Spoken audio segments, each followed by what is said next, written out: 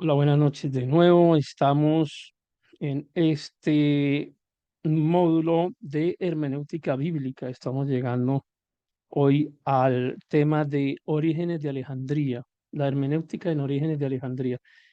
Les decía que es un tema realmente interesante. Es un personaje que no podemos dejar de reconocer como uno de los grandes, no solo de la hermenéutica bíblica, sino en general de la teología, del cristianismo. Es llamado como uno de los padres de la iglesia. Cuando a veces ustedes escuchan o leen algún documento en el que hablan de los padres de la iglesia, se están refiriendo, entre otros, a Orígenes de Alejandría. Los vamos a ver a los demás también en en las siguientes sesiones de clase que tengamos. Y hemos querido comenzar con Orígenes porque el trabajo que él hace a nivel doctrinal y a nivel de interpretación de las escrituras, estamos viendo hermenéutica y cómo hace uno para no ver hermenéutica sin estudiar a Orígenes de Alejandría. Y hasta la semana pasada estuvimos viendo diferentes modelos de interpretación hermenéutica, no todos ellos propiamente establecidos por personas que uno pudiera considerar cristianas. Hemos visto algunos filósofos, algunas personas que ni siquiera cristianas son, pero que intentan hacer una hermenéutica de la Biblia para poder justificar sus propias posiciones políticas, doctrinales, dogmáticas.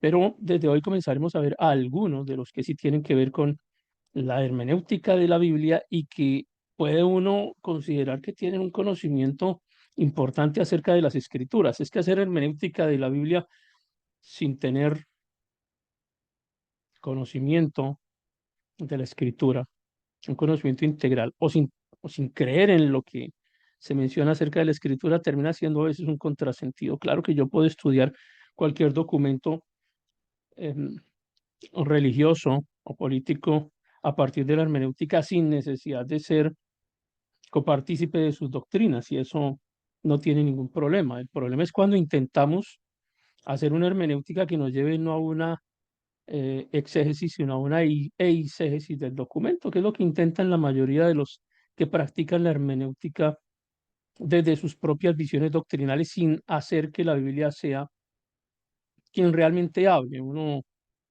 termina entendiendo que la hermenéutica es conocer el mensaje del documento, conocer el mensaje del autor, si quiere entrar en la mente del autor del documento y entender qué quería decir.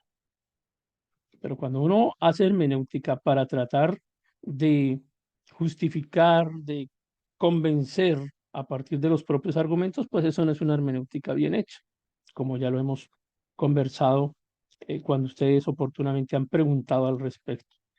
Pero hoy veremos entonces a uno de los que nos interesan porque son personas que realmente leyeron el documento completo, es decir, la Biblia completa, porque realmente hacen parte de gente que dedicó su vida al estudio de las escrituras. Hoy tenemos nuevos personajes invitados para que nos ayuden aquí con las láminas de las diapositivas.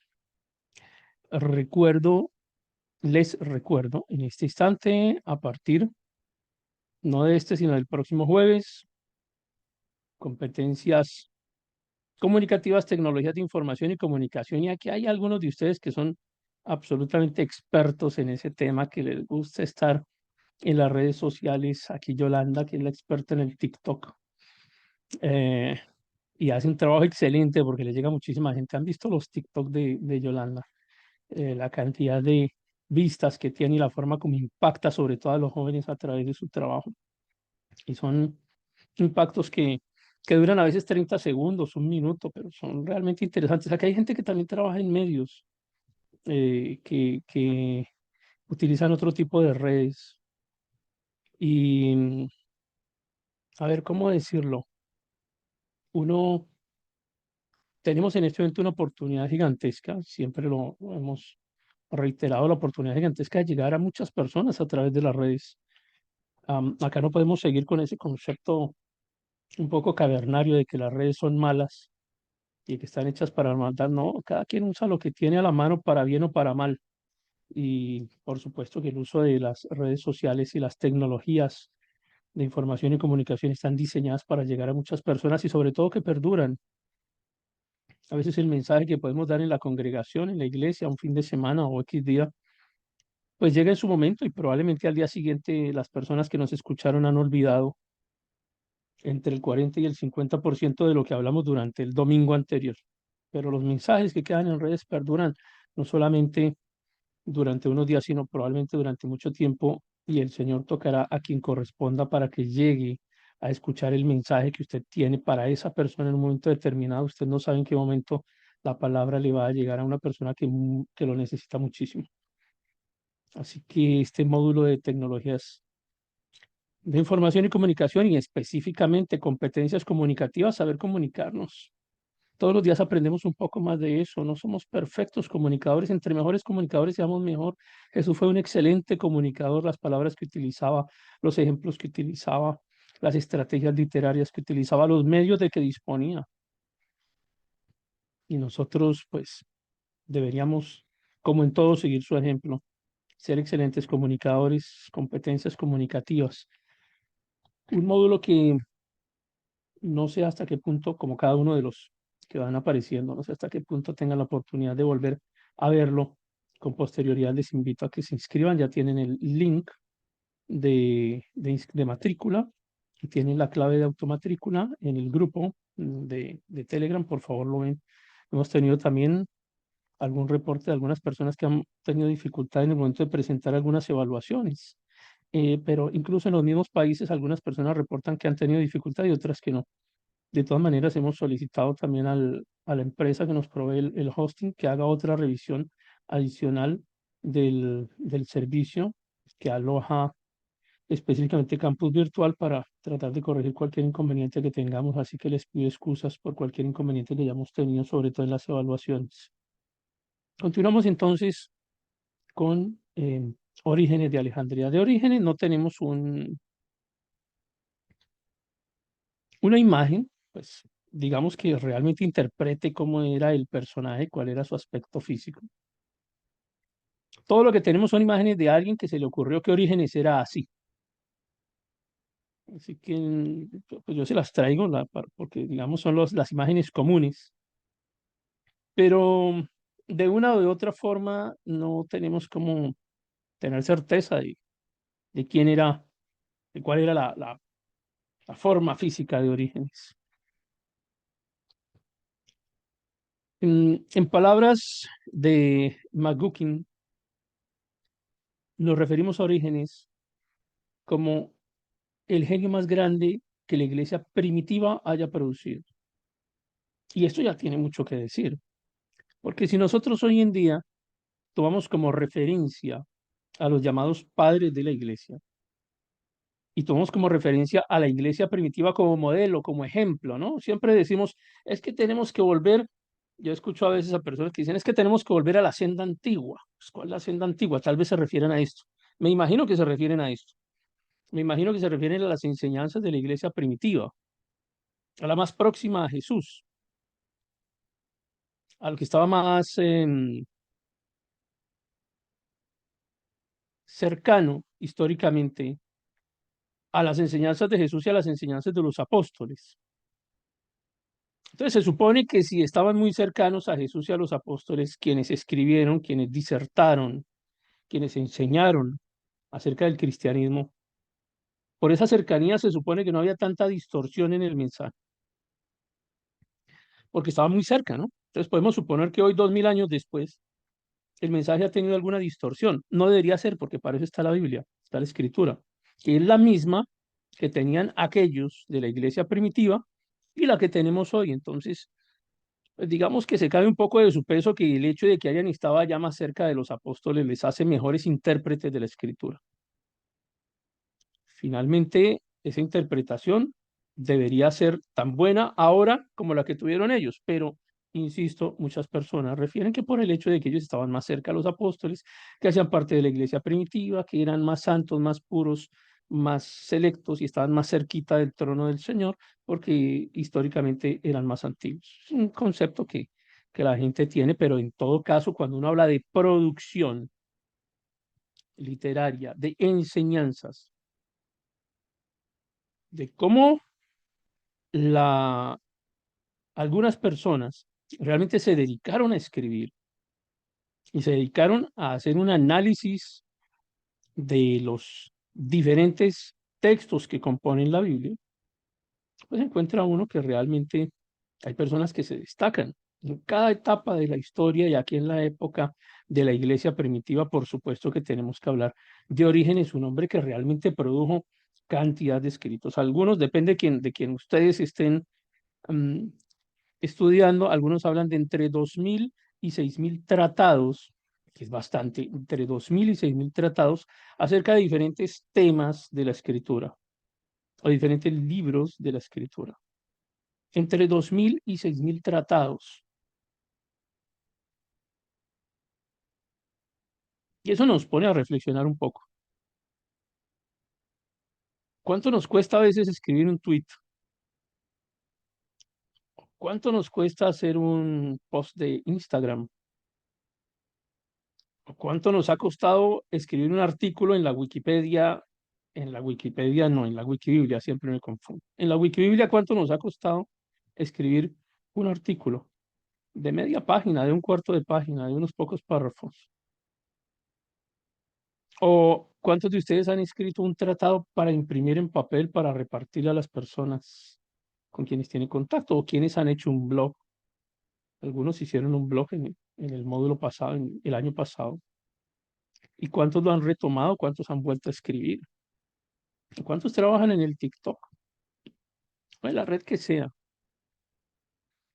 Y estamos hablando de escritos que son realmente pequeños, cortos. O sea, un tweet tiene hasta limitación de palabras para poder publicarse. Estamos hablando de un hombre que escribió entre 2000 y 6000 tratados sobre diferentes temas de la escritura. Y van a ver las muchas otras cosas que hizo. Y hay quienes se atreven a criticarlo, hay quienes se atreven a condenarlo por algunos de sus escritos. Acá tienen otra imagen de Orígenes. Ya aquí ya le pusieron un poco más de edad.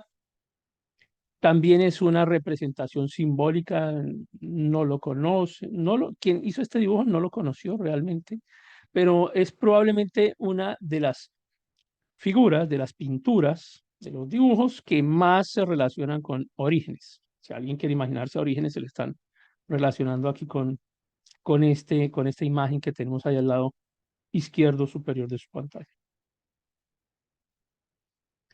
Fundador de la escuela cristiana en Cesarea, y sus estudiantes, además, también mm, recibían lógica. Es decir, que no crean que las preguntas aquellas eh, que aparecen en los exámenes que hacemos a veces en Poliandro nos las inventamos nosotros, ni crean. La lógica es una rama de la formación académica que es muy antigua. Ni siquiera podemos ponerla únicamente allá en Grecia o en Roma.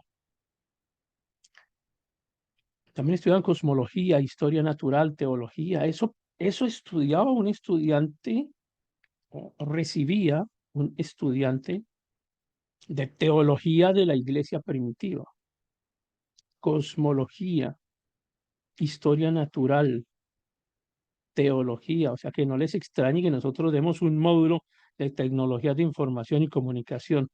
Estamos conectados con el medio también. Y escribió este documento que se llama Tratado sobre los primeros principios.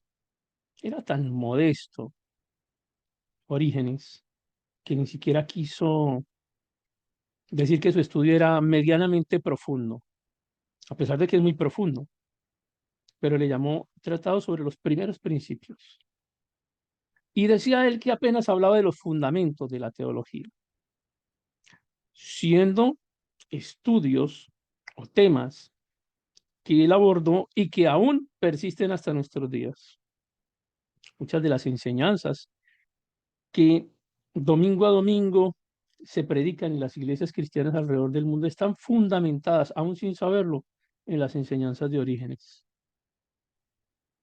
Son base de estudios teológicos que han llegado hasta nuestros días y sobre los que se han trabajado en muchísimas décadas a lo largo, siglos a lo largo del tiempo.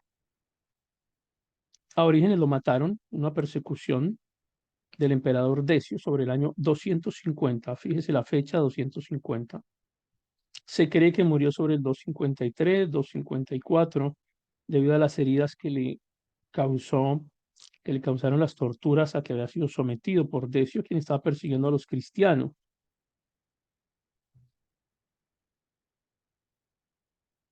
Porque es que tenemos quienes lloran porque escribieron un tuit y entonces le respondieron con un emoji de carita triste. Y entonces ya se sienten discriminados, perseguidos, adoloridos. Hay que ubicarnos. Hay gente que sufría mucho por el difundir el evangelio y sería razonable que también nosotros asumiéramos la responsabilidad que nos corresponde sin miedo, sin tanto, sin tanta automisericordia sobre lo que puede ocurrirnos por predicar o promover un mensaje del evangelio, una parte del mensaje. También escribió, bueno, sobre los principios. Y dentro de este tratado de los principios, es el mismo, habla también, no, fíjense, no solo teología pura como tal o hermenéutica como tal, como seguramente creemos que todos los escritores de la iglesia primitiva hablaban solamente de las cartas de Pablo, de Pedro y demás. Él también se hablaba de la naturaleza, también se hablaba del origen de Dios, de cómo hay una relación entre lo que es espiritual y lo que es material, de cómo la misma naturaleza tiene una interpretación teológica propia, es decir, que refleja la existencia de un diseñador, de un arquitecto.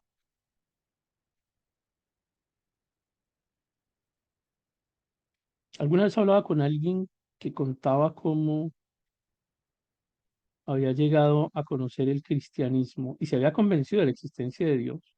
Esta persona trabajaba en arte, trabajaban haciendo escultura y no creían en Dios, decía yo no creía en Dios hasta que un día tuvo su encuentro y decía, un día quedé viendo mis manos y al ver el dedo más pequeñito, ¿cómo se llama? El dedo gordito de la mano, y ver que lograba hacer el prense de las herramientas. Esa persona dijo, es imposible que esto haya sido por accidente, esto tuvo un diseño y tuvo un objetivo. Y eso le convenció. Hay quienes, como yo, y les he contado también en ocasiones anteriores, eh, tuvimos un encuentro con la naturaleza que nos mostró a Dios, y la escritura dice eso, la naturaleza habla del Creador. Y habiendo yo escuchado mucho acerca de, habiendo recibido muchas enseñanzas, prédicas y todo esto, y aceptaba, por supuesto, el mensaje, pero no sé, a veces pienso que la gente no queda finalmente convencida, acepta el mensaje y de pronto simpatiza con él, pero no tiene el encuentro real como que queda convencido, realmente aquí hay un Dios. Mi encuentro fue realmente con la naturaleza, al ver la forma de las montañas, de los árboles, de las hojas, del césped. Y en el fondo veía pasar un carro pequeño que lanzaba humo. Y era la representación de lo que hace Dios y lo que hace el hombre. Todo lo que nosotros hacemos causa muerte, absolutamente todo. Desde la ropa que utilizamos causó muerte de plantas o de animales. Lo que comemos causa muerte. La tecnología que utilizamos causa muerte, ese vehículo que utilizaba el combustible causa muerte, y Dios siempre crea vida. Ese tipo de pensamientos no son exclusivamente nuestros. El Señor a través del Espíritu Santo revela este tipo de conocimiento desde siempre. Y eso se lo mostró también a el autor que estamos estudiando hoy, a Orígenes. Y Orígenes encuentra esa relación directa entre lo espiritual y la creación.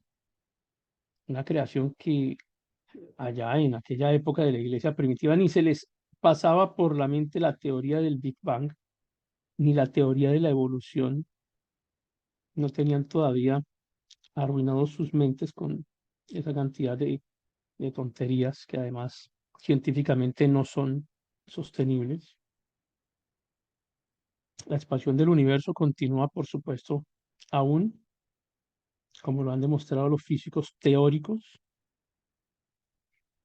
pero a veces el concepto del ateísmo es tan complejo. Siempre mencionamos que el ateísmo probablemente sea uno de los conceptos más difíciles de sostener, porque parte de el ateísmo en sí mismo cree en algo, creen que no existe un Dios y cree porque no tiene cómo comprobarlo. El ateísmo no tiene cómo comprobar la no existencia de Dios ni cómo comprobar la existencia. El ateísmo actúa por fe, aunque piensen que actúan por ciencia, realmente están actuando por fe, la fe en que Dios no existe, pero finalmente no tienen cómo comprobar. A veces cuando he tenido la posibilidad de hablar con algunos ateos y, y me dicen, pues es que no tenemos cómo compruebas que Dios existe.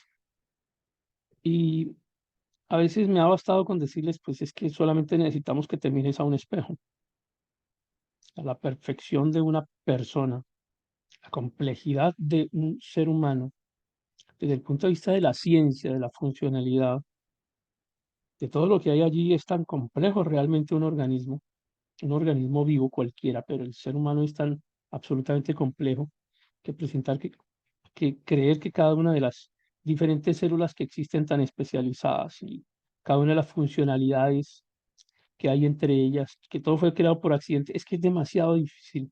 Es demasiado difícil creer en la accidentalidad ante cada uno de los diseños que existen, el diseño del agua, de los elementos, de las plantas, de los animales, de la perfección humana del universo, de la teoría eh, de los átomos. Es muy complejo que todo tenga una explicación puramente accidental, ¿no? Realmente muy difícil. Sin embargo, entendemos los argumentos también del ateísmo. Pero si un ateo pudiera comprenderse a sí mismo, la perfección que tiene en sí mismo, probablemente llegaría a esta conclusión como las que llegó Orígenes. Hay una relación seria, muy profunda entre el origen del mundo, la naturaleza, el ser humano y Dios. Y este es uno de los aspectos que aborda Orígenes de forma sistemática en sus escritos. Orígenes tenía un enfoque hermenéutico, uno de sus enfoques hermenéuticos o uno de los elementos de su enfoque hermenéutico fue la interpretación alegórica. La alegoría fue fundamental para Orígenes. Mm, y entendemos, la definición se las estoy dejando acá en la parte derecha de su pantalla. La alegoría definida como una figura literaria o retórica que representa un concepto o idea por medio de imágenes metafóricas o alusivas para transmitir algo diferente a lo expresado. Es decir, es como la imagen que tenemos aquí debajo del texto. Cuando alguien nos habla de justicia, y para todos nosotros, si vemos esta imagen de una mujer con los ojos vendados y una balanza, entendemos ese concepto de justicia. Entonces, fíjense que no es que ella en sí misma sea la justicia, sino que es una figura que representa una idea, en este caso representa el concepto de justicia. En muchas ocasiones hablamos de figuras de Cristo en las Escrituras, refiriéndonos, por ejemplo,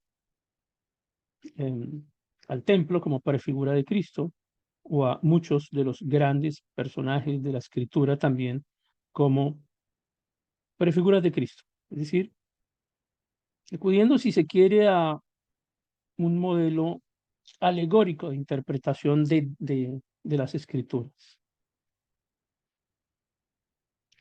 Y Orígenes se preocupa por dos cosas. ¿Cómo podemos entender la escritura en relación con nuestra propia vida cristiana? Es decir, cómo la escritura afecta a nuestra vida diaria y cómo la escritura afecta o influye sobre la comprensión de las verdades expresadas por Dios. Pero quiero que quede claro ahora mismo que uno de los elementos fundamentales dentro del enfoque hermenéutico de Orígenes es la alegoría. Y él establece que existen diferentes niveles de significado, niveles de interpretación en las escrituras. Porque también habla de Cristo y habla de su relación con el universo, habla de la naturaleza de Cristo, cómo se relaciona con el Padre. Y es uno de los primeros autores que explora realmente este concepto. Porque es que el judaísmo no entiende el concepto de Trinidad. Para el judaísmo, la Trinidad es una herejía. Para el judaísmo, el concepto de Padre, Hijo y Espíritu Santo es una herejía absoluta. Eso no tiene cabida dentro del judaísmo. Para el judaísmo es imposible que Dios se haga hombre y tenga un cuerpo material. Para el judaísmo es imposible que además Dios o su Hijo haya muerto por personas, sacrificado en la cruz, humillado. Eso no es posible que el judaísmo comprenda ese concepto. Entonces, Orígenes comienza a hablar realmente de esto. Lee el texto. A nosotros nos parece muy normal hoy hablar de Padre, Hijo, Espíritu Santo. Bueno, quiero que comprendamos que en aquella época estamos hablando de la iglesia primitiva. Ese concepto no era claro. Eso no era entendible ni aceptable para el judaísmo, y muchos de los recién convertidos creyentes al cristianismo eran judíos. Y también para ellos era muy difícil entender este concepto. Y tienen que venir algunas personas, entre ellas algunos autores como Orígenes, que comiencen a explicarle a la gente a la luz de las escrituras. Hay mucha gente hoy en día, todavía, hay religiones completas basadas en eh, que no existe un Jesús hijo, sino que es el Padre quien viene y asume la forma de hombre, pero es el mismo Dios Padre, asume la forma de hombre, quien muere y se sacrifica por las personas, por ejemplo. Entonces ese concepto de Padre e Hijo no estaba desarrollado en esta época y era muy complejo de comprender. Y es mostrando lo que está escrito en las escrituras, mostrando lo que decían los apóstoles, mostrando el recorrido que existe del concepto de la salvación por medio de Cristo, de la naturaleza de Jesucristo que se plasma desde allá, desde el Génesis, y que teniendo ahora todo el documento completo como lo tenemos nosotros hoy en día, que somos unos privilegiados, que no lo queramos estudiar es otra cosa, pero tenemos el documento completo, nos es más fácil de comprender, pero en aquella época no era tan sencillo de comprender. Y comenzamos a hablar de que existe un alma, de que existe un cuerpo y de que existe algo que se llama la voluntad, y que cada persona tiene el libre derecho, la libre elección de acercarse a Dios o negarlo, de recibir a Cristo o negarlo, y que finalmente Dios no creó autómatas, sino creó personas que tienen libre voluntad. El libre albedrío hace parte de, que algunos podrán comenzar a criticar las decisiones de Dios. ¿Por qué nos hizo así? ¿Por qué nos creó con esa facultad de elegir si sabe que algunos se van a perder? Entonces, ¿para qué nos creó? Primero, Dios es Dios. Y la escritura también es clara en decir qué le va a hablar el barro al alfarero o qué le va a criticar si el alfarero diseña como quiere. Es como si usted hace un dibujo en este instante, hace una pintura y luego la pintura le critica, ¿por qué me hizo así? Pues porque usted quiso.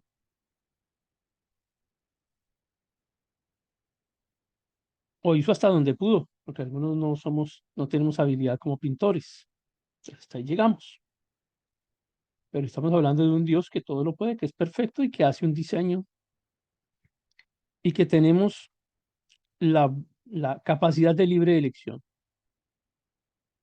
que afecta, por supuesto, nuestra moral. ¿Cómo afecta nuestra moral? Dice Orígenes.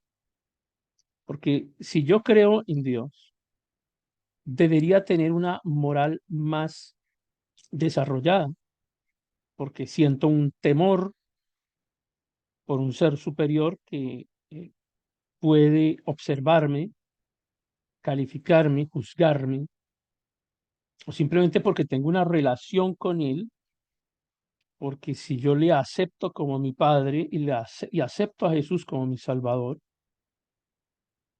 pues yo tengo una dependencia moral también, porque uno no traiciona a la familia, porque es uno de los principios que queda plasmados a lo largo de la Escritura. La familia no se traiciona nunca.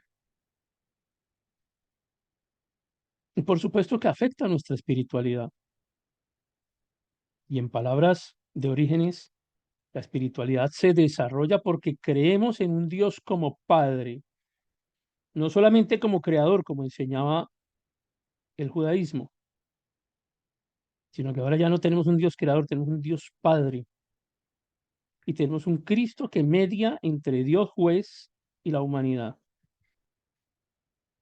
Y tenemos deudas por ese concepto de moralidad y espiritual que hemos alterado o violado. Ahora no podemos resolver nuestra deuda, no tenemos cómo pagar la deuda que tenemos con Dios, porque somos delincuentes delante de Dios, porque hemos fallado y somos pecadores delante de Dios y no podemos pagar la deuda. ¿Por qué? Porque ahí está la ley y no podemos cumplir la ley, porque nadie ha cumplido la ley. De Cristo se dice vino a cumplir la ley, no a obligar a cumplirla, dice vino a cumplirla. Algunos creen que porque el texto dice que Jesús vino a cumplirla es que porque tenemos que cumplirla. No, eso no dice, dice que la cumplió, pero también dice que somos incapaces de cumplirla. Entonces necesitamos un mediador y Orígenes establece que ese mediador es Cristo y lo establece a partir de lo que lee en las Escrituras y que Dios envía a Cristo no solo como mediador, sino como salvador de la humanidad. Pero es finalmente una elección libre, voluntaria. Y también trae Orígenes el concepto de la espiritualidad y la relación con el Espíritu Santo, más difícil de comprender todavía para los judíos. Si era difícil comprender el concepto de un Dios Padre, ahora lo ponemos más complicado. Cristo mediador, Cristo Hijo de Dios. Esto destruye toda la teología judía. Y como si fuera poco, Orígenes habla del Espíritu Santo y de la forma como el Espíritu Santo se relaciona no solamente con la vida, sino como santifica a los creyentes. Y este es un concepto que todavía también es muy difícil de comprender, porque la gente dice, ¿cómo es posible que hablen de santos si somos pecadores? Y el concepto de la santificación depende de quién emite el juicio. Que usted no se sienta santo, pues es problema suyo. Pero ¿cómo lo ve Dios? Sabe que Dios lo ve como a través del filtro, como los filtros esos que utilizamos hoy en las cámaras fotográficas, en las redes sociales. El Señor nos ve a través de un filtro. Está usted, está el Padre y en medio hay un filtro y el filtro se llama Cristo. Y cuando Dios lo ve a usted, lo ve a través del filtro que es Cristo y lo ve puro, santo, perfecto, Hijo, Rey, sacerdote, porque el Padre nos ve a través del filtro. Y esa santificación la produce el Espíritu Santo. Y entonces Orígenes habla de cómo el Espíritu Santo es el que lleva a los creyentes hacia la comprensión de la verdad espiritual y algunos quedan ciegos. Y plantea más adelante cómo algunos van a recibir el mensaje y no lo van a entender y no lo van a comprender. Pero más complejo todavía, cuando escuchamos al propio Jesús, dice, yo les voy a hablar por parábolas.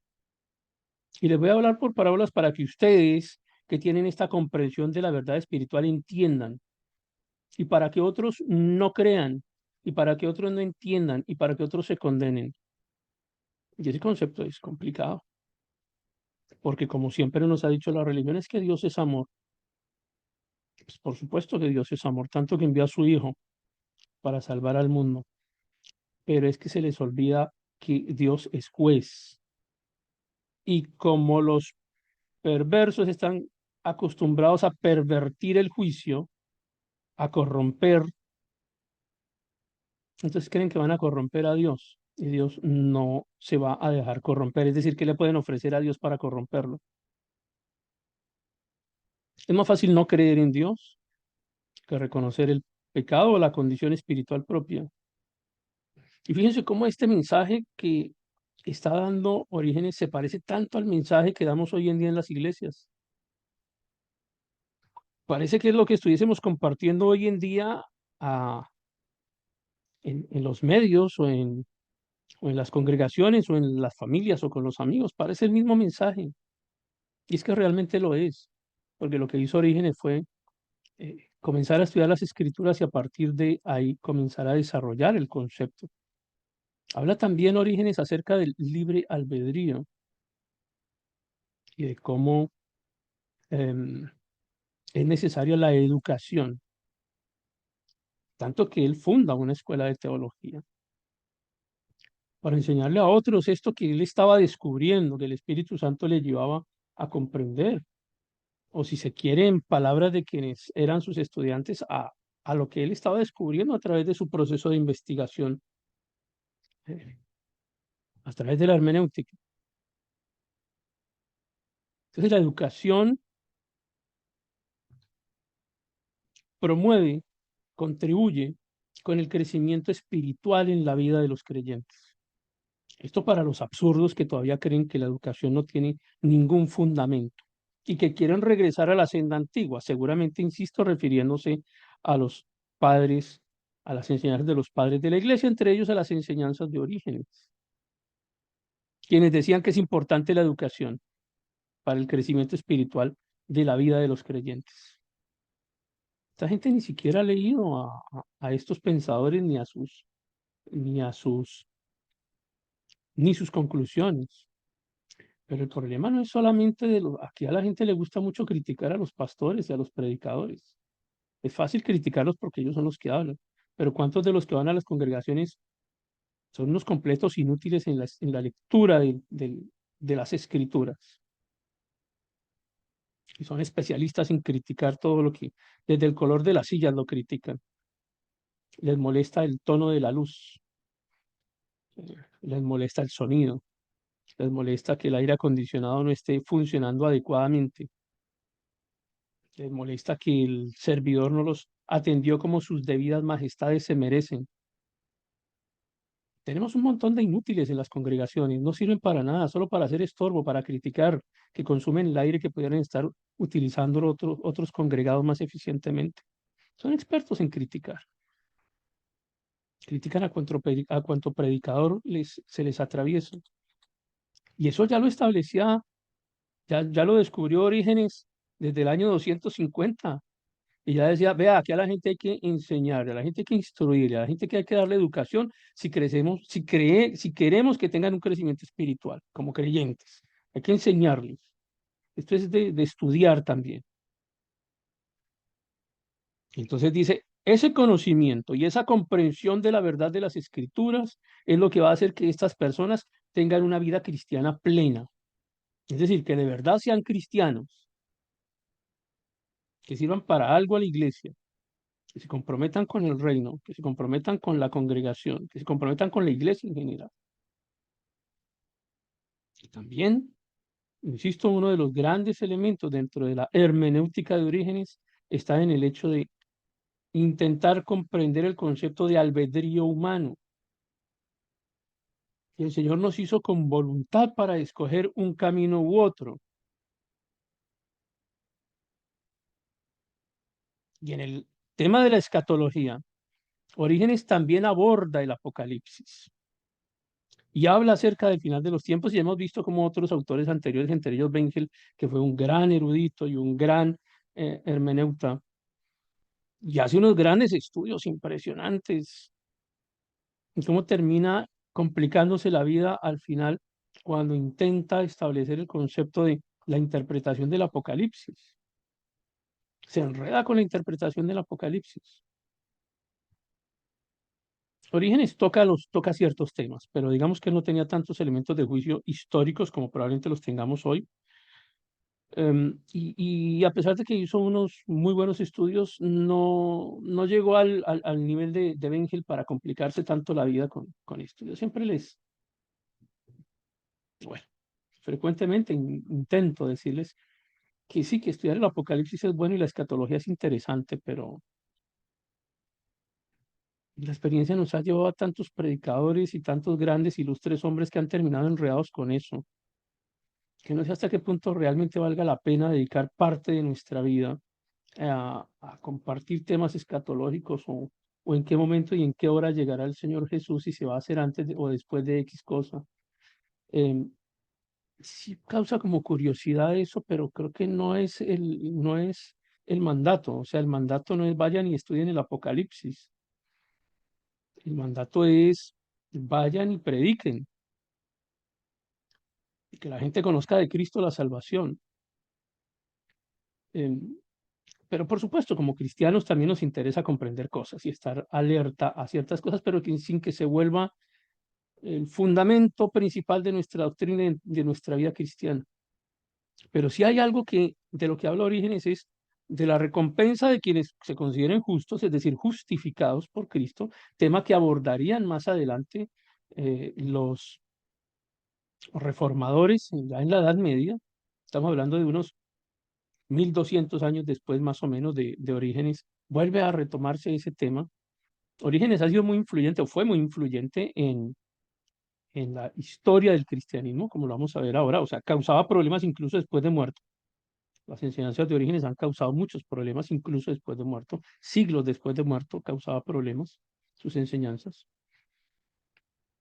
Y habla de que los justos o los justificados, es decir, los que están vistos por el filtro que es Jesús, van a tener una recompensa y que también va a haber una condena para los que no aceptan a Cristo. Y es una teología, un concepto teológico desarrollado desde Orígenes por allá por el 250 y antes de Cristo. Y entre otros temas habla de la oración y de la adoración, porque es la forma como nos comunicamos con Dios. Y entonces él se preocupa, ¿cómo podemos tener una comunicación directa con el Padre, con Cristo, con el Espíritu Santo, como siendo humanos podemos comunicarnos con lo espiritual en medio de nuestras limitaciones y llega a la conclusión de que es a través de la oración y la adoración? Y también nos encontramos con dos elementos que hoy encontramos dentro de nuestras congregaciones y que seguramente ustedes o han escuchado o han recibido o han enseñado. La oración es importante, por supuesto, y la adoración también. Y esto no es concepto nuevo. Ya este concepto se veía claramente en la escritura y no es que lo haya descubierto Orígenes específicamente, sino que él desarrolla el concepto y que hoy en día los cristianos, aún sin leer a Orígenes, pero que lean la escritura, llegarán a exactamente las mismas conclusiones porque están haciendo un ejercicio hermenéutico de interpretación sin filtros, ahí sí sin filtros dogmáticos que nos permitan llegar a las mismas conclusiones. Entonces hay un personaje que se llama Celso, Celso es uno de los grandes autores filósofos que vivían en la época de allá de la iglesia primitiva. Entonces escribe Celso un documento criticando, por supuesto, a Orígenes y a los demás autores de la iglesia de este siglo. Y Celso escribe, pues como los cristianos hablaban de la palabra, tenemos la palabra, vamos a enseñar la palabra, es decir, hablando de la escritura, porque el concepto de la palabra ya se comprendía en aquel tiempo. Vamos a leer la palabra, vamos a enseñar la palabra. Celso crea un documento, inventa un libro, escribe un libro que se llama La Palabra Verdadera, para hablar en contra del cristianismo. Entonces, para Celso, en su Palabra Verdadera, la apariencia humana de Jesús era simplemente la de un hombre. O sea, Jesús no, Celso no dice que Jesús no existió, como algunos se atreven a decir hoy en día. Es decir, para ellos en su momento era absolutamente correcto que Jesús existió. Lo que pasa es que dice simplemente era un hombre. Además, no es posible que haya nacido de una virgen. Esto es una completa falacia, esto es absurdo. Celso dice que Jesús murió en la cruz y eso es incomprensible, es absurdo que un ser divino muera en la cruz porque la cruz era absolutamente indigna, solamente para lo peor de lo peor. Entonces no es posible, para nosotros no, porque es que hoy todo el mundo quiere ponerse la crucecita colgada por todas partes y se la tatúan y en las congregaciones tenemos las cruces, que era un instrumento de tortura y muerte, pero el cristianismo en algún momento terminó adoptándolo como una de sus formas. Pero en ese momento era absolutamente indigno y para Celso era absurdo que un Dios fuera a llegar a semejante eh, lugar de indignidad. Y dice Celso que el cristianismo no puede imponerse a otras religiones, que debe existir el respeto, pero la igualdad y que ninguna religión es superior. Porque es que los cristianos nos creemos de mejor familia porque realmente lo somos. Y el cristianismo no puede compararse con ningún otro modelo religioso. Y eso le molestaba mucho a Celso. Ah, esta gente se cree más que los demás. Aquí no pueden venir a imponernos su religión sobre las otras. Pero además, el concepto de que los cristianos son ignorantes o somos ignorantes, ni crean que eso es invento de los progres de hoy en día. Ya Celso hablaba de eso en aquella época. Cristianos son ignorantes, los cristianos son despreciativos, desprecian la cultura y desprecian la sabiduría. Lo que pasa es que él mismo dice la sabiduría pagana. El concepto de paganismo en aquella época era algo bueno, bien interpretado. Hoy, si hablamos de paganismo, ya la palabra ha cambiado un poco su significado y nos parece que es algo poco agradable.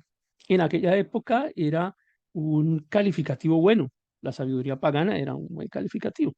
De manera que para Celso los cristianos eran ignorantes, despreciaban la sabiduría pagana, despreciaban las culturas. Además, decía Celso, es absurdo ese concepto de la resurrección. Es totalmente incomprensible, es inverosímil ese cuento de la vida futura. Nos morimos y nos morimos y ya.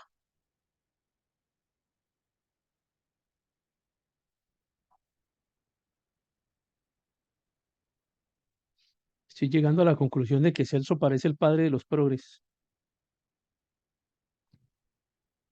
Moralidad cristiana. Criticaba la moral cristiana. Criticaba la moral cristiana. Es increíble que alguien piense que la moral del cristiano debe ser criticable. Pero si es criticable, hoy nos critican eso.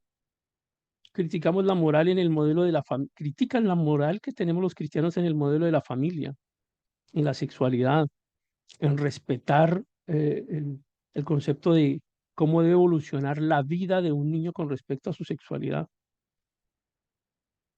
Que si el niño a los 8 años eh, quiere ser niña, entonces tenemos que hormonarlo y hacerle cirugías porque es que él se autopercibe. Ese concepto de la moralidad cristiana ya era criticado en la época de Celso. Y también sobre el origen y la naturaleza del mundo, porque Celso decía, el mundo ha existido siempre. No tenían, digamos, los elementos de juicio a nivel de la química, de la física, del análisis de la materia, de la expansión, del concepto de energía. Entonces, él, desde su punto de vista, decía, el mundo siempre ha existido. Esto no fue creado, el mundo no fue creado, siempre ha existido. No hay una creación como tal. Ese documento de Celso, el documento fundacional de los progres, tuvo una respuesta. La respuesta la escribió Orígenes. Y el documento de Orígenes, una de sus grandes obras, además de la que ya vimos en las imágenes anteriores, se llama así, Contra Celso. Y le da una respuesta a cada una de las inquietudes que presentaba Celso, que ya ustedes por su cuenta la analizarán. Además, ustedes ya saben las respuestas, por supuesto, a cada una de sus interrogantes. Otra de las grandes obras, y seguramente por la que más conocemos a Orígenes, y que lo lleva, cada vez uno se sorprende más. Cada vez que leemos uno de los documentos de Celso, uno dice, este tipo era realmente muy brillante, era muy inteligente y muy productivo. Es Orígenes quien escribe la Hexapla. Cuando hablamos de análisis crítico de las escrituras, o sea, uno realmente tiene que remitirse a Orígenes. La Hexapla es un libro que contiene 6 versiones diferentes del Antiguo Testamento en griego. Pero no solo eso, sino que además le agrega una columna adicional donde hace explicaciones, explica las variantes textuales. O sea, esta es una obra monumental realmente, una obra monumental. Es uno de los estudios más grandes que existen en la humanidad acerca de la exégesis bíblica. Y ellos ya comienzan a darse cuenta de que entre el hebreo, el griego, hay algunas variantes, o sea, ya comienzan a encontrar diferencias textuales en la escritura. Y contrasta esos conocimientos con versiones del Antiguo Testamento en griego que estaban vigentes en aquella época y comienzan a hacer el estudio filológico de variantes textuales, comienzan a hablar acerca de si estamos interpretando bien el mensaje real, el mensaje original del autor, o si el cambio del idioma, o si personas han influido en la manera en la que estamos interpretando el texto. Cuando uno se pone a pensar en que no hemos sido capaces de traducir un versículo, un simple versículo a otro idioma, porque existen muchos idiomas en el mundo o lenguas en el mundo que todavía no tienen la Biblia, y nos damos cuenta que este hombre no solo tradujo un versículo, sino que tradujo o hizo una compilación de 6 versiones de la Biblia y las puso todas juntas en un solo documento para su análisis literario, su análisis exegético. Realmente aquí le toca a uno sentirse pequeñito. Es una gran obra la Exapla. Cuando hablamos de la historia de la Biblia, sin duda siempre vamos a tener que referirnos a Orígenes y a la Exapla.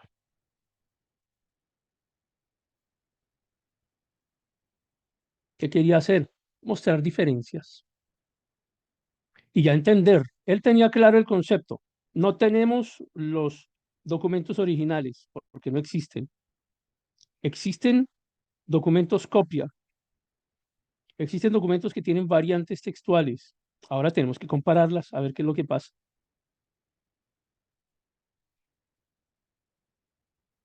No tenemos la exapla completa, tenemos referencias a ella, tenemos segmentos y referencias por otros autores que han escrito acerca de ella.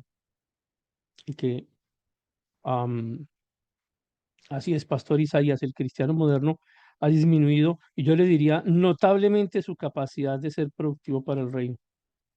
Entonces, la Exapla realmente es una obra que se escribía en rollos, no teníamos internet, no teníamos digitalización.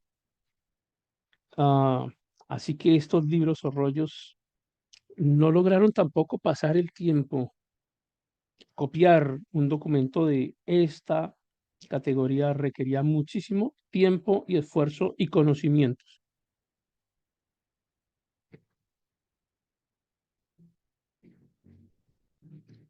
Además de eso, podemos encontrar a Orígenes escribiendo enseñanzas cristianas de prácticamente toda la Biblia. Pero aquí tenemos uno de los inconvenientes de la hermenéutica de Orígenes, porque no todo es perfecto, por supuesto, en la creación que nosotros como humanos hacemos. Y es que él, habíamos mencionado al comienzo, utiliza mucho el concepto de la alegoría. Alegoriza muchísimo, alegoriza todo prácticamente. También establece, él llega a esta conclusión y dice, antes de la creación del universo que tocamos, de este universo físico, Dios ya había creado las almas de todos nosotros. Y esas almas estaban dedicadas a Dios. En algún momento Dios permite que nazcan aquí en nuestro plano material, porque es que se apartan de Dios y ahora necesitan recibir un cuerpo físico. Sin embargo, también es uno de los primeros que establece el concepto de la redención, del rescate, y habla de la expiación del pecado. Y desarrolla completamente la enseñanza de la salvación, de cómo es que se produce la salvación. ¿A partir de qué? Pues a partir de lo que ya había desarrollado especialmente el apóstol Pablo y de lo que habían desarrollado los demás apóstoles y de lo que encuentra en el Antiguo Testamento.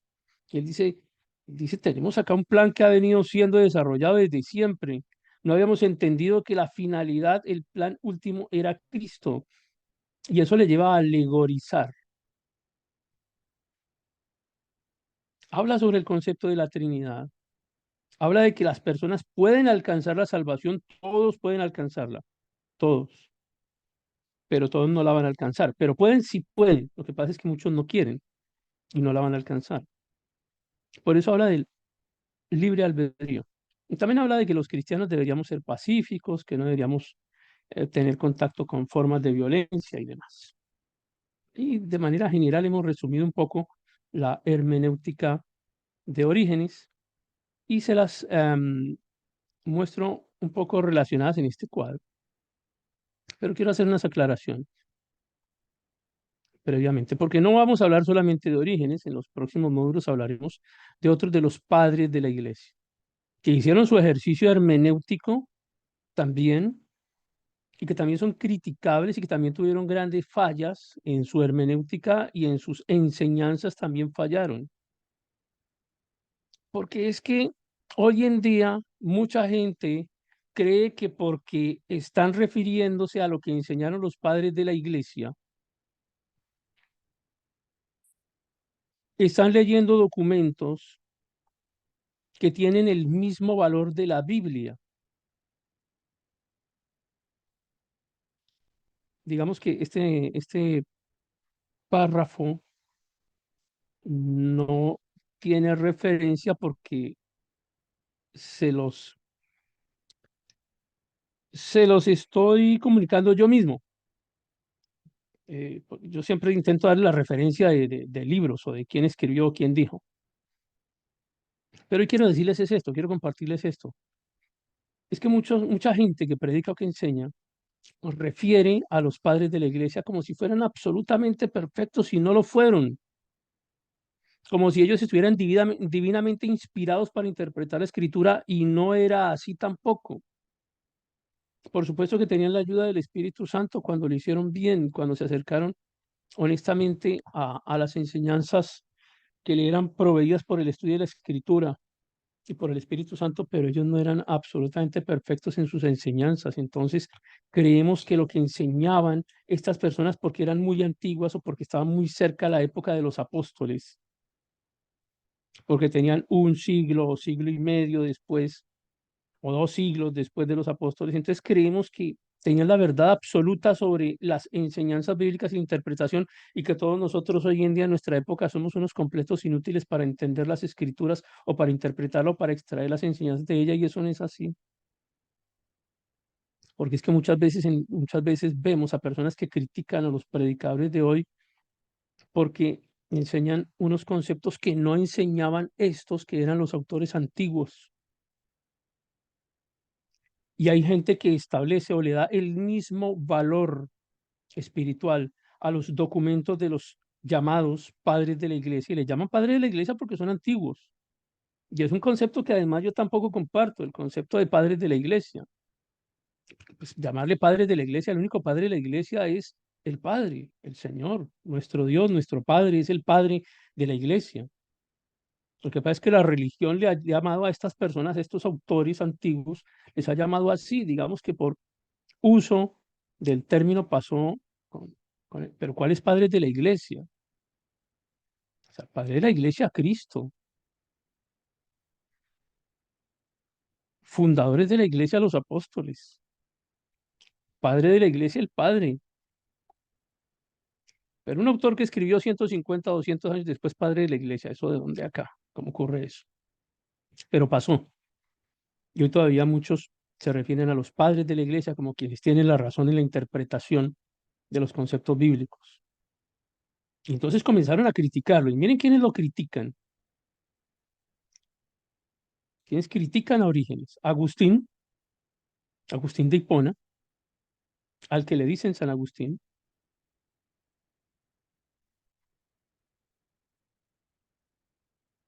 un personaje que compartía muchos de los conceptos del catolicismo errados y que le han hecho mucho daño a la iglesia cristiana hoy en día.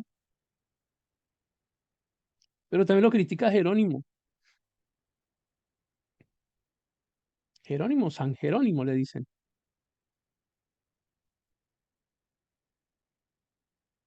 ¿Sabe que a Orígenes no le dicen San Orígenes, solamente le dicen Orígenes?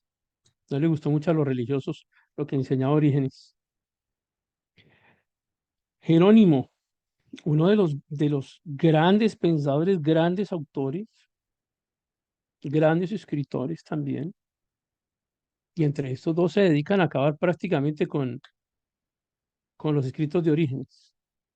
Y hablan acerca de que Orígenes se desvió del sentido literal de la interpretación hermenéutica de las escrituras, y que a través de su concepto de la alegoría llegó a la creación de doctrinas extrañas. Luego veremos también, cuando estudiemos Jerónimo y Agustín, hablaremos un poco de eso. Entonces dicen, no, lo que pasa es que usted espiritualiza mucho, le dicen a Orígenes. Usted espiritualiza todo.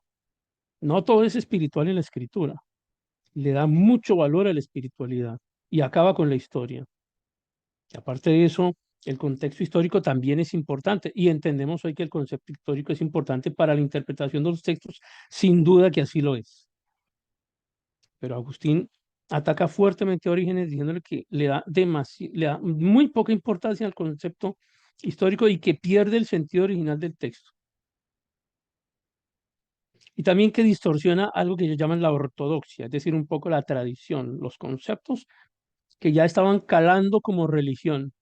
Estamos hablando entre el 200, 270, 280, ya había unos claros conceptos religiosos. Ahora uno puede decir, bueno, es que ¿acaso Orígenes era evangélico? Orígenes era católico. No, por aquella época no había nacido el catolicismo todavía, el catolicismo nació después. Por eso a los católicos no les gusta mucho Orígenes y no le dieron además la categoría de santo, como si lo hicieron con otros que participaban de su religión. Pero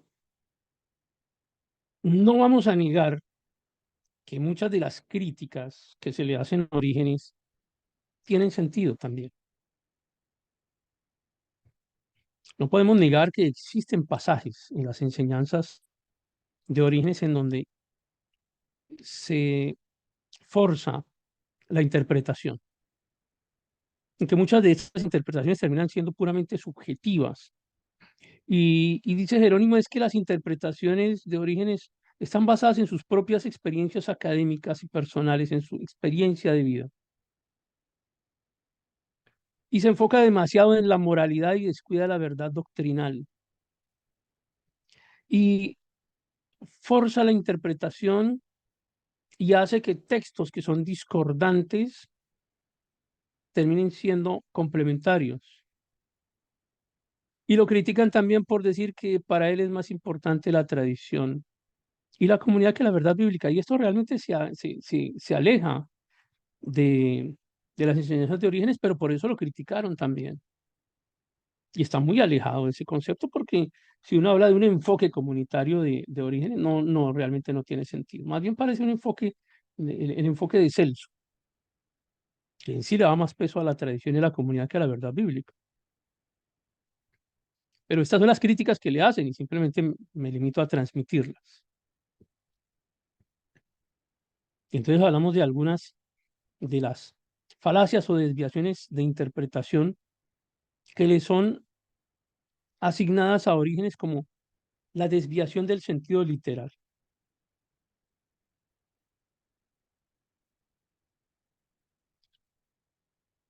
No son ejemplos de, en la segunda columna, a ver, voy a hacer esta aclaración. La primera columna habla acerca de las críticas que le hacen a Orígenes.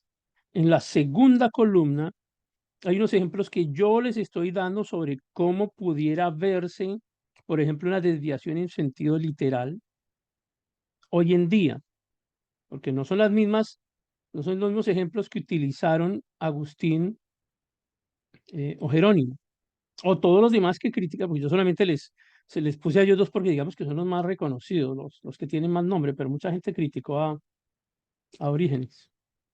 Entonces, un ejemplo de, ya hablando puramente de hermenéutica, no que la estemos asociando únicamente con Orígenes.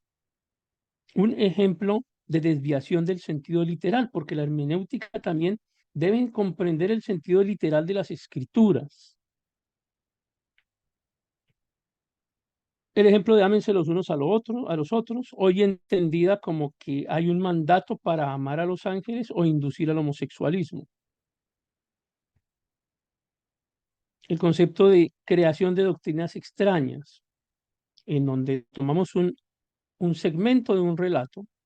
En este caso, el ejemplo que les doy es el número de peces en la pesca milagrosa, el número de peces. Y a partir del número de peces, entonces crean toda una doctrina y hasta toda una religión. O la forma en la que interpretamos algunos de los pasajes. Porque, por ejemplo, en la interpretación de la parábola del buen samaritano, se toma en sentido espiritual, pero también ignoramos el contexto social y el contexto cultural. O en la resurrección de Lázaro, que se establece como una alegoría ahí sí de la salvación espiritual, pero que minimiza en algunos casos el milagro de la resurrección física. O sea, ¿y qué pasó con Lázaro después y cómo vivió Lázaro? Hay detalles que no nos da la escritura y mejor que no lo dé, porque si no ya tendríamos otras docenas o centenas de religiones nuevas. Pero hay un milagro real, una resurrección física que ahí ocurrió y que no podemos minimizar. O la interpretación del concepto del evento de la zarza ardiente. Entonces, es un encuentro de alguien, un encuentro histórico con Dios, que puede llegar a alegorizar como el símbolo de la pasión humana. Fíjense cómo estamos alegorizando todo, ¿no? Es un ejemplo de alegorización de muchos conceptos. O el maná en el desierto, que se entiende como un alimento espiritual, pero también tiene que entenderse en su sentido literal. O la interpretación de los 5 panes y los 2 peces como símbolos de virtudes espirituales, en cambio de también entenderlo como un milagro real de la multiplicación. Estamos aquí en el delgado hilo de la hermenéutica y la herejía. O interpretar la historia de Jonás como una alegoría al sufrimiento humano y no entenderlo como un relato que también fue histórico. O hay gente que se dedica mucho a los números y a los pequeños detalles, como los números de la construcción del arca de Noé, y cuántos codos de alto, y cuántos codos de ancho, y cuántos codos de la puerta, o sea, es importante, sí, pero también hay un concepto para el hecho de que son medidas literales. O en Ruth, a quien se ve como antepasado de David, una representación de la iglesia alegorizando, y no entendida como parte de la genealogía de Cristo. Entonces, estos son ejemplos de alegorización, errores hermenéuticos, pero relacionados con alegorización. Volvemos a insistir en que las interpretaciones de los primeros estudiosos de las escrituras, aquí fíjense que ya no estamos utilizando el concepto de padres de la iglesia, sino de los primeros estudiosos de las escrituras, pues ellos tienen su interpretación, pero no necesariamente significa que sea ni la única verdad interpretativa, ni que además todas sean correctas. Incluso entre ellos, entre esos primeros estudiosos de las escrituras, por supuesto que hay fallas, por supuesto. Aquí no podemos venir entonces a ponernos a poner a esos primeros estudiosos de la Biblia por el hecho de que los llamamos padres de la iglesia, entonces ponernos al mismo nivel de Jesús, al mismo nivel de las escrituras, casi que los ponemos sentados ahí junto al trono del Padre. Están muy lejos de ello, pero ha sido un concepto de cómo nosotros históricamente ahora nos estamos refiriendo a ellos. Y dudemos de cada vez que algún predicador nos dice, es que los padres de la iglesia decían X cosa.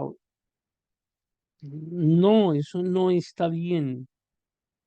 No significa que lo que enseñaron ellos estaba mal o todo no estaba mal, pero sí tenemos que tener criterio, tenemos que tener un pensamiento crítico que nos permita entender que el análisis de las escrituras no solo se le hace a los predicadores de hoy en día, sino también a los predicadores antiguos, a esos llamados padres de la iglesia, y que también se lo aplicamos a los de la Reforma, y que se lo aplicamos a nuestros escritores actuales, y que también nos lo aplicamos a nosotros mismos, porque como es tan fácil criticar a estos personajes y nosotros creemos que tenemos la verdad completa.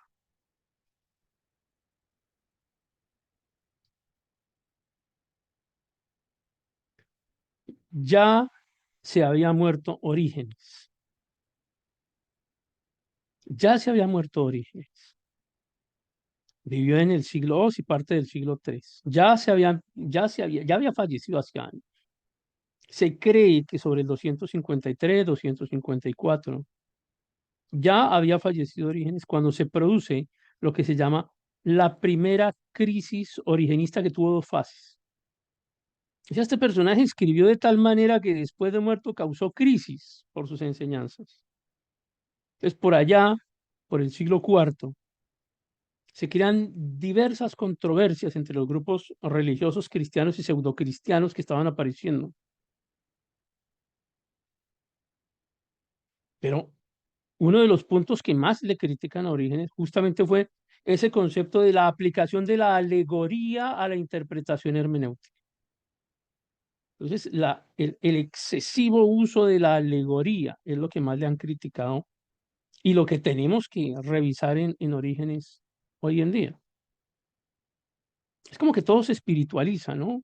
Hay cosas que no es necesario espiritualizarlas o no necesitan espiritualizarse, pero todo lo espiritualizan. Esa interpretación alegórica. Además, el concepto de preexistencia de las almas, que definitivamente ha sido muy discutido con el paso de los años, de los siglos. Y aparece otro de los grandes escritores ya hablamos, estamos hablando del siglo IV, prácticamente entrando a la Edad Media, y por supuesto Orígenes, y ellos también hablan del uso de la alegoría. Y en general comienzan a criticarle todo. Ya acá parece que como que Orígenes entra en desuso, y vienen nuevos conceptos, nuevos fundamentos religiosos que hacen que se revise lo que hasta ese momento era considerado una buena enseñanza: la preexistencia de las almas, el excesivo uso de la alegoría, lo que llaman el universalismo, es decir, la aplicación de conceptos bíblicos em, locales a la generalidad y en general de una interpretación que pudiera llamarse o espiritual o espiritualista. Pues ya aparecen las religiones, ¿no? Y las religiones entonces comienzan a debatir acerca, ya aparecen los ilustres hablando en los concilios y en los sínodos acerca de las enseñanzas de Orígenes. Entonces, esto le causó muchísima molestia a la religión. Entonces, muchas de las enseñanzas de Orígenes, siglos después, comienzan a ser consideradas como herejía y comienzan a prohibir la lectura de los documentos de Orígenes, a censurarlo. Y a eso le llamamos primera crisis origenista. Tuvo dos fases esta crisis origenista. La primera fase, que la conocemos como la fase palestina, y aparece Epifanio de Salamina. Epifanio, San Epifanio, si quieren, si se les hace más conocido a algunos, el nombre de este personaje, a quien también reconocen como padre de la iglesia. Y miren lo absurdo de esto, porque es que muchos quieren regresar a las enseñanzas de los padres de la iglesia porque ellos sí enseñaban lo correcto. ¿Y a quién se refieren? ¿A Orígenes o a Epifanio que contradecía lo que decía Orígenes? O quieren volver a las enseñanzas de los padres. Entonces que nos digan a las enseñanzas de quién, de cuál de todos ellos, cuál es de su preferencia, cuál les gusta más, porque todos no decían lo mismo, enseñaban cosas diferentes. Estos predicadores que eran buenos predicadores, que muchos de ellos tenían buenas enseñanzas, bueno, no decían lo mismo. Epifanio escribe el Ancoratus y el Panarión y se dedica a estudiar a Orígenes y entonces hace una compilación de todas las enseñanzas de Orígenes y llega a la siguiente conclusión. Este padre de la iglesia llega a esta conclusión con respecto a otro padre de la iglesia. Dice, Orígenes fue un cristiano ortodoxo que se corrompió y convirtió en hereje por los males de la educación griega. Entonces tenemos a un padre de la iglesia diciendo que el otro padre de la iglesia es un hereje. Por eso insisto, cuando hoy en día nos hablan es que los padres de la iglesia, pues que nos digan cuál. Hasta este caso que estamos estudiando estos dos, Epifanio u Orígenes, porque el uno decía que el otro era un hereje. Entonces que nos digan en cuál de ellos están basando su estudio, pero que no nos vengan con el cuento de que es que están mm, queriendo que regresemos a las enseñanzas de los padres de la iglesia como si todos hubieran hablado lo mismo, porque eso no es cierto, nada más absurdo. O sea, de entrada se nota que esa gente ni siquiera los ha leído y pretende imponernos unas normas doctrinales que ni siquiera comprenden. ¿Y qué le critica Epifanio a Origen? Le dice uso excesivo de la hermenéutica alegórica, hábito de proponer ideas especulativas sobre la Biblia, y eso es la alegoría, y realmente tiene en ese concepto, en esa definición, Epifanio tiene razón. El uso excesivo de la hermenéutica alegórica termina convirtiéndose en especulación de las escrituras. Sin duda sí. No estoy diciendo que Epifanio, no estoy diciendo que Orígenes cayera de la forma tan radical como lo está criticando Epifanio. Estoy diciendo que la definición es correcta. El uso excesivo de la hermenéutica alegórica termina convirtiéndose en un cúmulo de ideas especulativas sobre la Biblia. Y había en ese momento un líder, eh, digamos que era cabeza visible de la iglesia en aquella época, que se llamaba Juan. Juan era un obispo de Jerusalén en aquella época, y acá no podemos decir que Juan exclusivamente pertenecía a la religión católica porque no era así. Era una persona que al parecer era ilustre dentro del cristianismo de Jerusalén de aquella época. Y Epifanio le pide a Juan de Jerusalén que condene a Orígenes como hereje. O sea, uno de los que hoy en día llamamos padre de la iglesia exigiéndole a otro que condene a Orígenes como hereje, pero resulta que además se pone de acuerdo con este otro padre de la iglesia que se llama Jerónimo, que además, por supuesto, que es otro de los ilustres, pero que también es padre de la iglesia y que también termina condenando. Hay un error en la diapositiva, no es que condene a Epifanio, yo la corrijo antes de enviársela, condena a Orígenes. Jerónimo condena también a Orígenes. y apoya que lo condenen como hereje. Entonces se unen Epifanio, que es un padre de la iglesia, con Jerónimo, que es otro padre de la iglesia, y piden que se condenen, que Juan condene a Orígenes como uno de los terroristas del cristianismo de aquella época, uno de los corruptos y de los herejes, porque se dejó influenciar por la educación griega. Pero Juan, que parece que era este personaje, no hay mucha información acerca de él, prácticamente ninguna, excepto lo que se menciona en estos episodios, pues dice que no, que a él le parece que eso no es tan así y que tiene que analizarse más el caso. Entonces, el padre de la iglesia, Epifanio, junto con el padre de la iglesia, Jerónimo, decían traicionar ni más ni menos que a quien ocupaba un rango de obispo de Jerusalén, lo traicionan, hacen que lo destituyan, dicen que es origenista y montan a sus propios amigos allá en el cargo del obispado de Jerusalén. Y de esa manera le tumban el cargo a Juan de Jerusalén, los padres de la iglesia. Entonces, otra vez, cuando nos vengan a hablar de los padres de la iglesia, que nos digan de cuál, del que era alegorista, del que calificaba a los otros como herejes porque estudiaron con los griegos, o de Jerónimo que terminó siendo un golpista y traicionando a su líder, en este caso al líder de la iglesia en Jerusalén, que dieron una especie de golpe de Estado religioso y que montaron a sus amigos religiosos para que condenaran finalmente, porque es que cuando logran el reemplazo de Juan, entonces condenan a Orígenes como hereje. Esas son las perfecciones de padres de la iglesia a las que nos quieren llevar algunos predicadores también. O sea, que el día que ustedes escuchen hablar de que nos van a poner como modelos a los padres de la iglesia, de verdad que preocúpense por saber de quién está hablando específicamente, porque todos estos no tenían ninguna diferencia con respecto a lo que ocurre en la iglesia de hoy en día. Escribieron mucho, sí, y estudiaron bastante, pero hacen cosas que no se atrevería, hicieron cosas que no se atrevería a hacer, no se atreverían a hacer muchos de los predicadores de hoy en día. Y tuvo una segunda fase, le estoy hablando de la fase palestina de la primera crisis origenista, porque también tuvo una fase palestina, y en esa fase palestina ya no aparece Epifanio de Salamina, sino que aparece Teófilo, Teófilo de Alejandría, uno de los santos de la religión copta,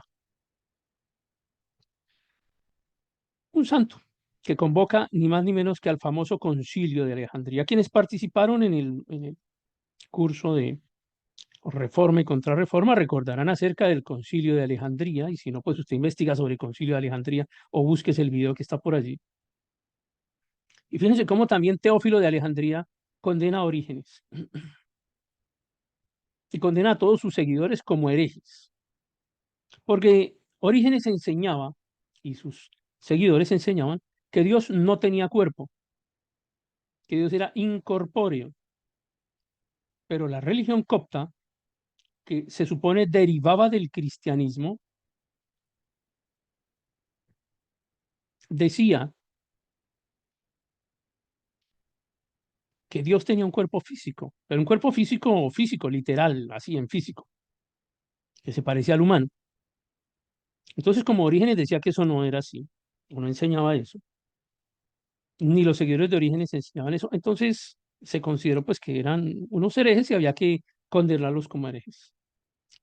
El santo Teófilo, a quien muchos refieren también hoy en día como uno de los grandes, ilustres y hasta padre de la iglesia, le dicen también, aunque digamos no corresponde a la propia fase histórica, porque él está un poquito más allá, en la fase egipcia, por supuesto, le dicen, Orígenes, dice de Orígenes, es la hidra de todas las herejías. O sea que entre unos predicadores y otros también se hablaban a veces hasta más feo de lo que se dicen hoy en día. Ya no conozco, bueno, sí, debe existir a alguien que se refiera a alguno de los predicadores de hoy en día como la hidra de todas las herejías. Pero el concepto surgió de allí, de Teófilo de Alejandría. Y entonces expulsan a todos los monjes origenistas. Digo monasterios para que nos entendamos en el concepto. que eran lugares de reunión en donde iglesias, congregaciones, monasterios, como le quieran llamar, ¿sí? En Egipto, donde se reunían los cristianos en Egipto. Entonces los expulsan a todos los, y ahora uso la palabra monjes, no porque estoy hablando dentro del concepto religioso del monje católico como tal, no, monjes eran personas, simplemente eran personas creyentes que se reunían y que se dedicaban exclusivamente al estudio y a la enseñanza de la Biblia. Entonces no quiero decirles pastores porque entonces me van a criticar y van a decir, ah, pero es que en esa época no habían pastores. Pues sí, sí habían. Es que en el Antiguo Testamento también habían pastores. Pero digamos, para entendernos en nuestro contexto actual, para que, digamos, transmitamos la información adecuadamente, hablamos de monjes origenistas y los expulsan, y los destierran. Eso hizo el santo Teófilo de Alejandría, o San Teófilo, por supuesto, a quien la religión católica y la religión copta consideran como santos, incluso antes de que existieran esos movimientos religiosos como tal, existieran formalmente. Entonces, los cuchillos y los ataques por la espalda y las puñaladas por la espalda ya venían existiendo, no solamente desde los concilios medievales, sino que existían desde la época de los tan conocidos padres de la iglesia, a quienes muchos hacen referencia como los grandes, ilustres y santos hombres, tan imperfectos como nosotros, tan pecadores como nosotros, mucho mejores en producción literaria que nosotros y en interpretación y en, digamos más bien, en enseñanza de la escritura o en producción de textos a partir de la escritura. Pero pienso yo que no mejores que usted o yo. No tendría otra forma de ser vista la manera en la que ellos actuaban en detrimento de otros grandes estudios de la escritura y aparece la segunda crisis originista y esta sí fue mucho más allá. Imagínense, estamos hablando ya del siglo sexto. Este hombre se ha muerto hace casi 400 años antes, 350, 400 años antes. Se ha muerto Orígenes y les causa una segunda crisis origenista. Como para que vean un poco la influencia, la importancia que tiene escribir, para que tenga duda de si escribir tiene alguna importancia o alguna relevancia. Escriba bien o escriba mal, pero escriba algo, haga algo usted por la iglesia también. Escriba algo, algo que cause controversia, algo que realmente haga que la gente piense, que la gente, este personaje no tenía medios de comunicación, no tenía Facebook ni Telegram, ni tenían grupos de nada, y causa una segunda crisis origenista sobre alrededor del siglo sexto. Otra vez las controversias acerca de sus enseñanzas y de lo que enseñaban sus seguidores, pero acá sí tenemos que tratar de precisar algo, y es que entre lo que escribió Orígenes y lo que enseñaban los origenistas, es decir, sus seguidores, unos siglos después, habían ciertas diferencias. Es como que lo que él enseñó durante el paso del tiempo fue modificado por sus propios seguidores. El mensaje fue cambiando, fue modificando a medida que pasaban las décadas, los siglos, fue cambiando el mensaje. Y aparecen dos grandes grupos dentro de los origenistas, unos que se llamaban los isocristoi, iso, igual, semejantes, iso, porque enseñaban que todas las almas se volverían iguales a Cristo en el futuro. Y esto no lo encontramos descrito de esa forma en las enseñanzas de Orígenes. Hizo Cristo.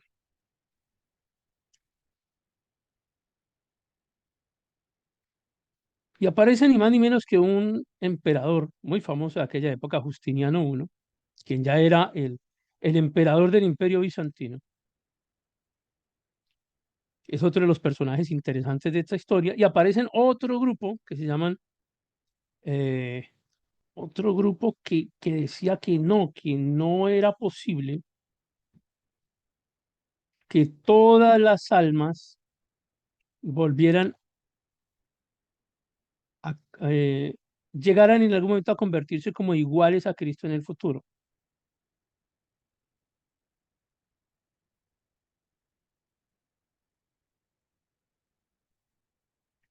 Pero es un grupo de personajes a quienes vamos a definir como los apocatástasis,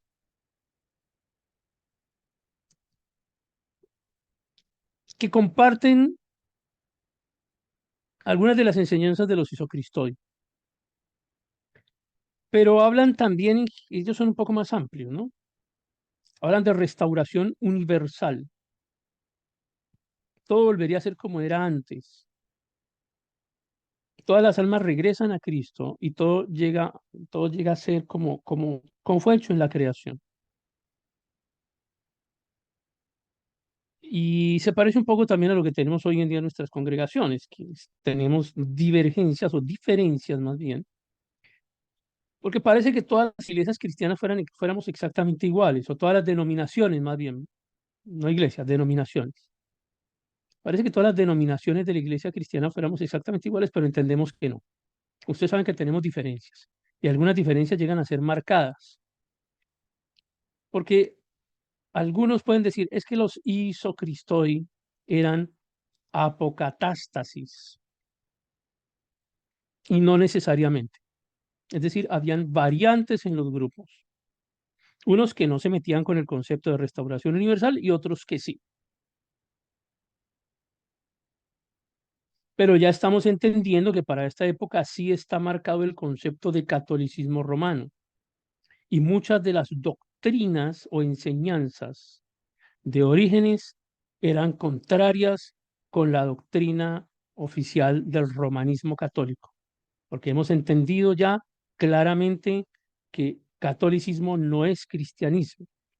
Catolicismo es una religión que hace una mezcla de muchos componentes paganos y utilizó el cristianismo para lograr difundirse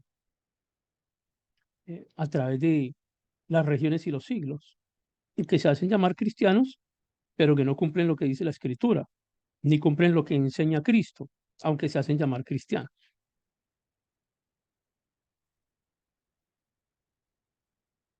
Entonces, esta crisis, lo que llamamos la segunda crisis origenista, realmente le complica mucho la vida a los religiosos de la época y nuevamente condenando a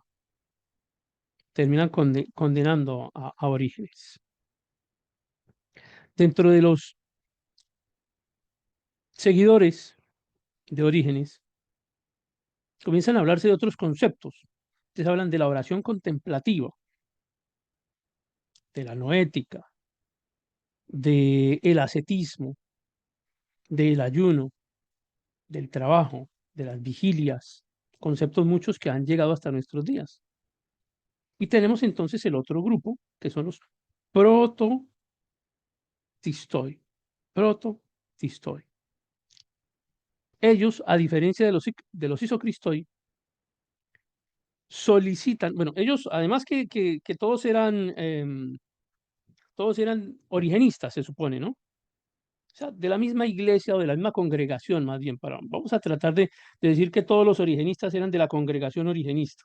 Pero dentro de la congregación origenista teníamos unos que eran los iso y otros que eran los proto.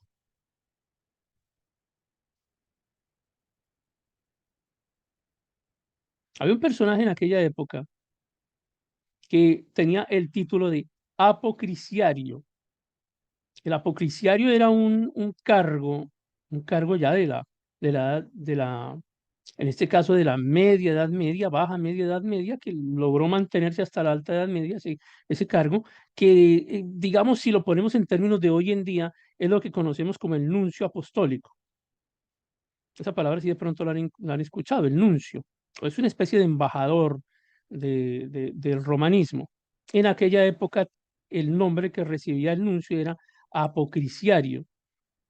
Entonces, los protoxisoi tratan de hacer que los isocristoi sean condenados como herejes. ¿Por quién? ¿Quién los iba a condenar? Pelagio, que era el embajador romano. Uno no entiende qué tipo de gente finalmente eran en esta época de la historia los origenistas. ¿Eran cristianos realmente? ¿Eran puramente religiosos? Pero ocurre también hoy en nuestras congregaciones, cuando media congregación se levanta contra la otra media y los condena como herejes. y buscan autoridades externas que no son autoridades cristianas ni autoridades de la iglesia para lograr que desarticulen aquella congregación o que le cierren la congregación, o en este caso que los condenen como herejes. Se volvieron enemigos.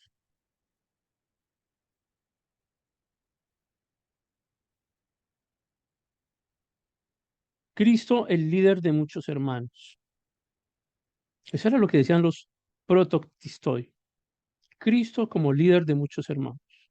El primero en ser creado. Solicitan la condena como herejes de los otros que creían algo diferente. Acuden entonces a la política, a la religión y a las autoridades que no eran de la iglesia, sino eran unas autoridades más civiles o religiosas. Entonces se nos hace necesario hablar un poco acerca de Justiniano. Justiniano primero, quien ordena que se quemen todos los escritos de Orígenes, porque él estuvo de acuerdo que eso era una herejía. Se produce un decreto que se llama el Decretum Gelasianum, que califica a Orígenes como autor de escritos que deberían ser prohibidos. Y se producen algo que se llama las anatemas. Cuando estudian allá el concilio que les he mencionado, encontrarán que se produjeron muchas anatemas en ese concilio de Constantinopla y condenan en una de las anatemas, condenan a Orígenes como un hereje cristológico.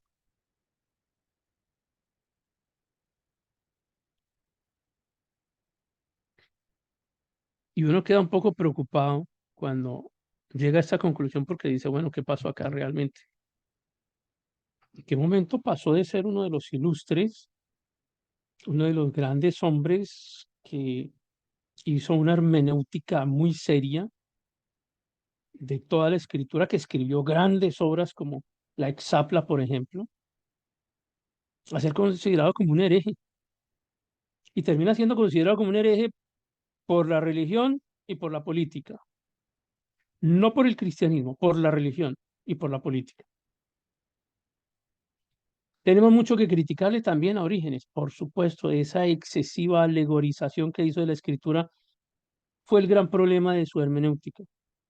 Una hermenéutica basada fundamentalmente en la alegorización, no exclusivamente, pero un gran porcentaje de su hermenéutica se basaba en la alegorización. ¿Estaban malas esas alegorizaciones? No. Muchas las compartimos nosotros, muchísimas las compartimos hoy en día. ¿O quién no es capaz de ver en el templo una prefigura de Cristo? ¿O quién no es capaz de ver en Moisés una prefigura de Cristo?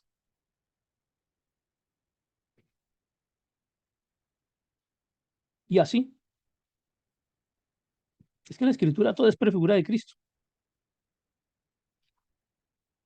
Luego tendríamos que hacer un estudio detallado de cada uno de los textos. Yo realmente no lo he hecho ni tendré tiempo de leer todas las obras de Orígenes. Y yo no sé si los famosos padres de la iglesia se tomaron el trabajo de leer todas las obras de Orígenes. Lo dudo realmente. Lo dudo realmente que lo hayan hecho. No creo que hayan leído todas las obras de Orígenes. Luego es muy complicado hacer un estudio de toda su producción literaria. Pero fue lo que le criticaron, fue pues por donde encontraron el camino para atacar. Dos crisis origenistas en diferentes siglos. Hasta allá llega la influencia de este hombre, que seguramente no fue perfecto, que hizo una gran tarea por el crecimiento del cristianismo, que muchas de sus enseñanzas han llegado hasta nuestros días y así como vienen, las seguimos compartiendo en nuestras congregaciones. Y de los otros que lo criticaron y que lo condenaron, también tenemos grandes escritos y también tenemos mucho que rescatar. Pero el punto central de hoy es qué tan perfectos en sus enseñanzas han sido, y en sus enseñanzas y en su modelo de vida y en su accionar en su época fueron los llamados padres de la iglesia, a quienes tendríamos que dejar de llamar de esa manera, a los primeros pensadores de la iglesia, a los primeros escritores de la iglesia. Qué tan correctas fueron sus enseñanzas, si entre ellos mismos se mataban, y entre ellos mismos se traicionaban, y entre ellos mismos se condenaban, Vuelvo a insistir para que hoy gente nos diga, es que tenemos que regresar a las enseñanzas de los padres de la iglesia. ¿De cuál? ¿Del que traicionaba, del que daba la puñalada por la espalda, del que condenaba al otro por hereje? O sea, que nos digan cuál, que nos aclaren el concepto. La hermenéutica es muy compleja. Ah, es que yo hice el curso de hermenéutica de 2 semanas y hasta me dieron diploma. Pues sí, chévere, o sea, mejor el curso de 2 semanas a nada, mejor, está bien, mejor. Pero estamos lejos de verdad de comprender el concepto de la hermenéutica y lo que ha ocurrido. Miren lo que hemos visto durante estas semanas. Hermenéutica bíblica feminista, hermenéutica según Gadamer, hermenéutica antigua. Hoy estamos viendo padres de la iglesia y cómo cada vez que se intenta hacer un ejercicio hermenéutico hay una falla. Y volvemos a regresar allá a Gadamer donde decía, es que nos es difícil entender un documento porque tenemos unos preconceptos, lo que nos enseñaron, el modelo de vida, lo que hemos aprendido. No podemos leer un documento sin acercarnos con esos preconceptos. Tendríamos que tener que acercarnos al documento completamente libres de toda experiencia anterior. Y la verdad es que es muy difícil. La verdad es que es muy difícil. Así que seguiremos en las próximas clases, en los próximos módulos, hablando de hermenéutica bíblica y tratando de em, limpiar un poco nuestras mentes también de esos preconceptos que nos hacen daño y que no nos permiten hacer una buena interpretación de las escrituras, que al final quienes están acá es porque tienen ese interés. O sea, si uno se pone a hablar de hermenéutica y de que quiero extraer la enseñanza real de la escritura, es porque tenemos de verdad ese anhelo, tenemos ese sueño de entender lo que el Padre quiere decirnos. Queremos entender las palabras que mi Padre me da, poder entenderlo sin distorsiones, ni de la historia, ni de la religión, ni de la filosofía, ni de nadie. Yo quiero que mi Padre me hable a mí, que me enseñe a mí. Quiero poder entender lo que Él dijo en su palabra. ¿Por qué? Porque me interesa lo que Él tiene que decir, porque le amo realmente y me interesa lo que Él tiene que decir. No necesito que otra persona me diga lo que mi Padre me quiere decir a mí. Sí quiero que me enseñen, sí quiero que me ayuden a entender cosas, pero la interpretación eh, es un poco más compleja, como lo hemos visto, ¿no? Luis, ¿preguntas? ¿Alguien tiene preguntas? Luis, por favor, nos despides. Estás aquí pegadito en la imagen mía, entonces despídenos, por favor, en oración. Muchas gracias para todos. ¿Me escuchan? Luis, Luis Mendoza. Amén. Dale, Luis. Amantísimo Dios y Padre Celestial, Dios amor. En esta hora, Señor, queremos agradecerte por el día de vida que nos has dado, Señor eterno. Gracias, Señor, por permitirnos, Dios amado, reunirnos en esta noche, Señor, para aprender un poco más, Señor, para darnos cuenta, Señor amado, cuánto nos falta, Señor, por aprender, Señor, y poner en práctica tu palabra, Señor querido. Gracias, Señor, por el Maestro, Señor. Gracias por su vida, Señor.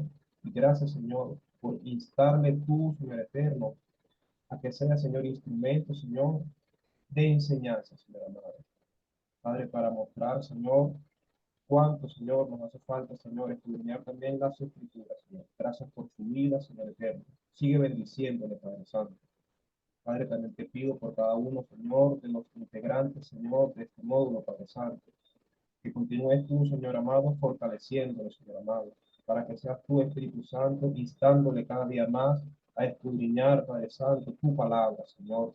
Padre, y que no solamente seamos oidores, Señor querido, sino que seamos, Señor, hacedores de tu palabra, Señor. Ayúdanos cada día, mi Dios amado. Espíritu Santo, necesitamos de tu ayuda cada día, Padre querido. Padre, que en esta noche, Señor amado, podamos descansar tranquilos, Señor, y en armonía, Padre Santo. Sigue bendiciéndonos con tu amor y con tu gracia, Señor eterno. Amén, Señor, y amén. Que pasen buenas noches. Amén, muchísimas gracias, que descansen, bendiciones. Buenas noches, muchas gracias. Bendiciones.